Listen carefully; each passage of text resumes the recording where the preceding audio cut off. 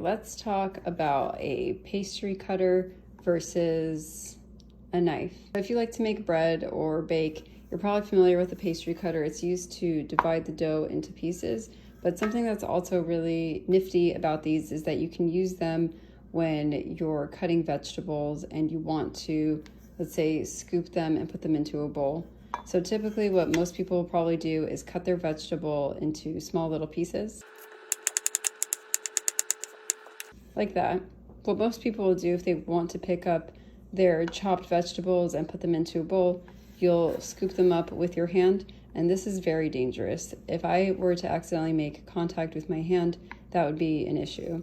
So this is the knife from the Home Hero set. This knife set comes with a ton of different knives, scissors, vegetable peeler, and it comes with a stand.